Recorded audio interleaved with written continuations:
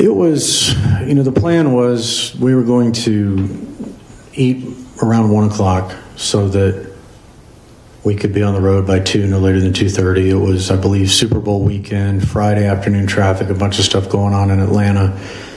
And, obviously we don't want to be late to the jail, given the importance of me being on time. I was walking from the kitchen. I had just left the kitchen from keeping her company while she was making the spaghetti when I heard a very loud knock at the front door. We weren't expecting any visitors. So I went to the front door and I opened it. And there were 2 individuals there, 2 men, and they both were pointing pistols at me. And they told me to let them in. So what'd you do? I let them in. I had never seen these guys before, and they were pointing pistols at me, so I let them in. I let them in. They shut the door. About this time, my mother came to the foyer where I was standing with these 2 individuals, and they said, head to the basement and don't say an effing word. So did you go to the basement? The taller of the individuals, he was older, probably in his 50s, about 6 feet, athletically built, walked past me, put the gun at my mother's lower back, and she started to head towards the stairway to the basement. The fact they said head to the basement led me to think they knew we had a basement and had cased the house before. The younger of the men, he's probably about 5'8", 5'9", shoulder-length brown hair, pudgy. He put his gun on my back and we followed them. She opened the stair door to the basement, flicked on the light. It was a two-step process to get down those stairs. You had 4 or 5 steps that went down, there's a landing, and then you make the turn and there's the longer flight of stairs. They proceeded first. My mother was crying. She was making sounds like she might be wanting to scream or shout.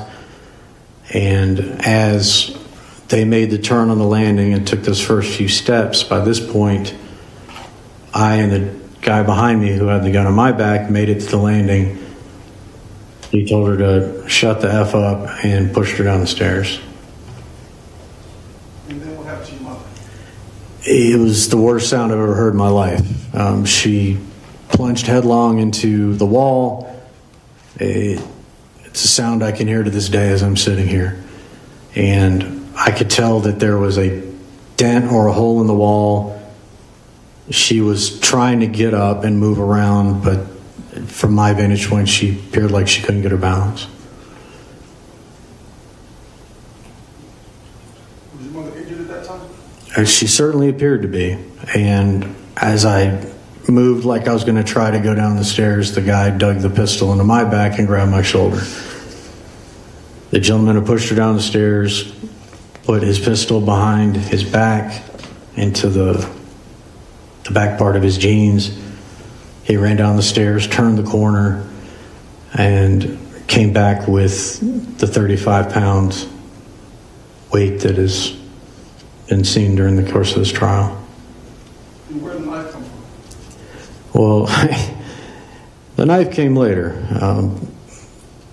This monster took this dumbbell and proceeded to bludgeon my mother right in front of me. And she stopped moving at this point. He then told the man who had his pistol in my back to bring me down to the bottom of the stairs. They shoved me over to the tile where the dumbbell rested. And then the older guy took off up the stairs. He came back a few minutes later with the kitchen knife and proceeded to stab my mother repeatedly in front of me.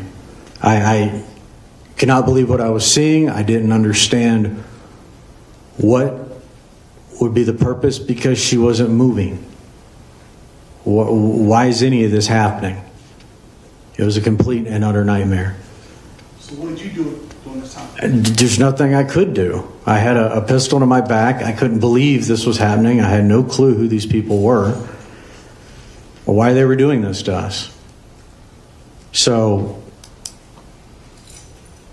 he stabbed her with such force that the handle broke off the knife. I didn't realize at the time that the knife was still stuck in my poor mother's face. He put the handle down on the tile across from the dumbbell. He then turned and looked at me, and he pulled out his cell phone.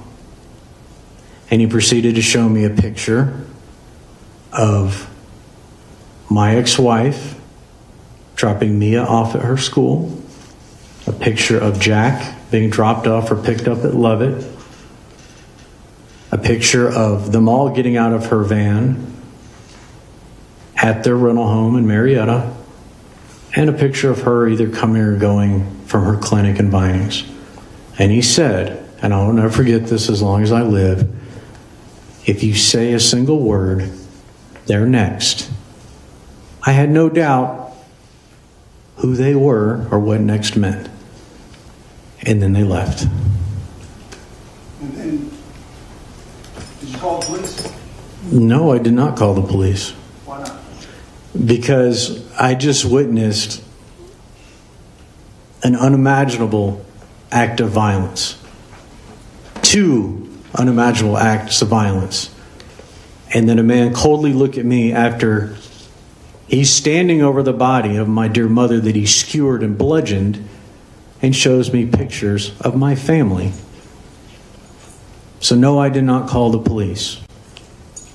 How much longer did you stay there? I stood there numb and incapable of moving for what seemed like minutes. These guys had left. I went upstairs. All I could think about was Janine and the kids and what these monsters could do. And I went and got a small backpack out of my room. I put a few clothes. I didn't pack much. Some basic toiletries. And I left. Now, why did you take your mother's car? I took my mother's car because it had more gas in it than my car. It had a bigger tank. And I had no idea where I was going or where I was going to end up. And it seemed to me in that state of mind that at least her car would be easier to sleep in. And that's why I took her car. So where'd you go? When I left her house, I went out of the neighborhood. I don't even know what time of day it was when I left, but I went out of the neighborhood. I made a right and went up, I believe it's called Rock Bridge, but it becomes Five Forks Sycamore right at the DeKalb County, Gwinnett County line. And I made a left. I'm not sure if it was Arcata or Killian Hill, but up by the Kroger there, and just started heading towards 85. Now, how much time did it take you to get to Nashville? Is that where you go? Did you go straight to Nashville? No, I didn't go all the way to Nashville in one shot. No, I ended up going to the QT station at Indian Trail in 85. I stopped to get a couple bottles of water, some snacks. I only had $18 cash on me. I topped off the tank, I believe, put some gas in it, and then I proceeded towards Cobb County, towards 285, and then ultimately to 75. Why did you cut your monitor off? Well, the reason I cut my monitor off is I was concerned by the time I got north of Cobb County. I was within, I believe, an hour or so of when I was supposed to report. I had no idea if just by routine the monitoring people were watching me or not. So that's why I headed towards Cobb County. I didn't want to do anything that would get me involved with the police because I didn't want it to come back to hurt my family if these guys found out and thought I had said something. Now, why did you take both phones? For that very reason. I had every reason to believe, based on this horrific event, that these individuals had a lot of hate for me, had been following me and or my ex-wife and kids, and perhaps they had our numbers, perhaps they were the ones who had been calling and hanging up. I didn't know. I wanted to have the phones in case they had demands. If they went back to the house, I had to know what was going on. And if Janine called either myself or my mother, I wanted to know what was going on with her, that she was okay, that the kids were okay. So that's why I took both phones. So how long did it take you to get to Nashville? Ultimately, I probably got to Nashville. I mean, I think they're an hour behind, but I ended up in Nashville after dark. Of course, it was wintertime, so it gets dark early everywhere, but it was probably 7, 8 o'clock Central Time by the time I actually got there. And why did you stay in Nashville? Nashville is a big city. I had no more money to buy gas, and it seemed like a safe place to pull off and park and try to figure out what in the world was going on. And eventually, did you get a job in Nashville? Yes, I got a job at a bar called Betty's Bar and Grill on the west side of Nashville. And you heard yesterday, well, last week from Kelly Richardson. And how'd you meet Kelly? I met Kelly online. And did you start living with Kelly? Fairly quickly, yes. Were the two of you in a relationship? Yes.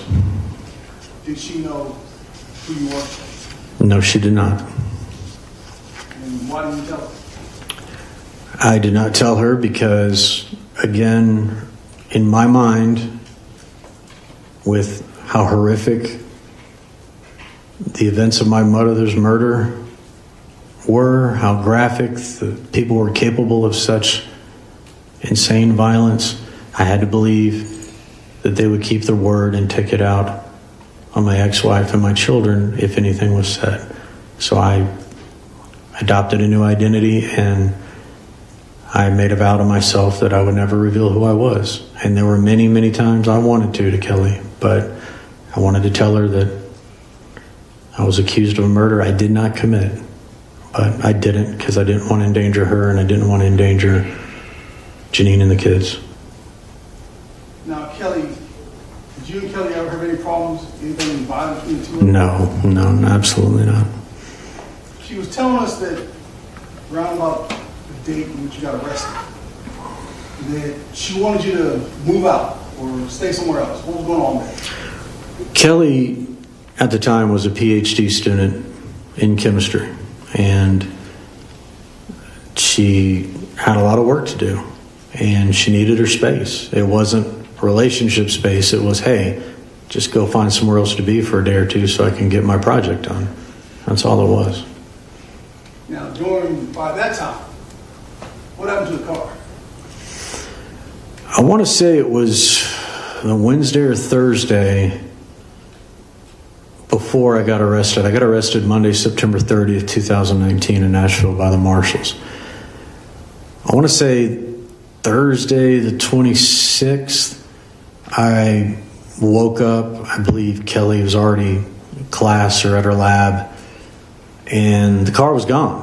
Kelly lived in an attic apartment in an old house on 18th Avenue near the university, and I didn't know it, but apparently there were a lot of break-ins, and learned after the fact that the car had been broken into, and during investigation of it by the Vanderbilt police, the car got towed, and that's what ultimately led to my capture.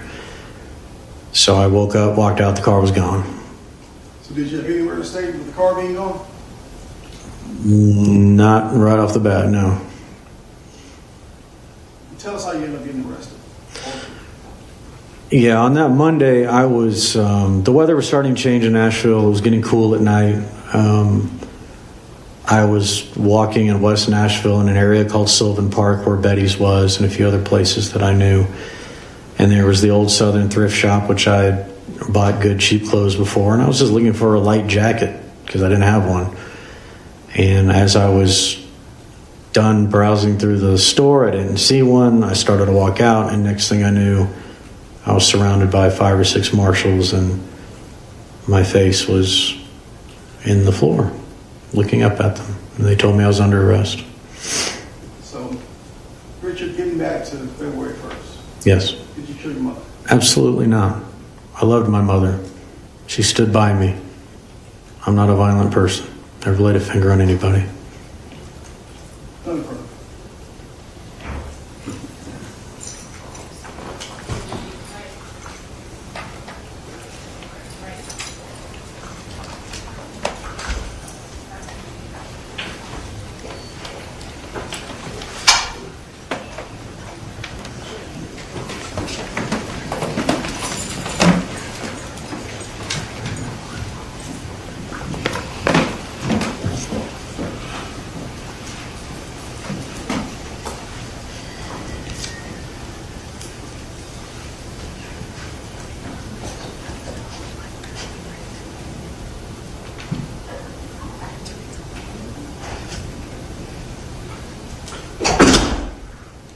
We'll be in recess for 10 minutes.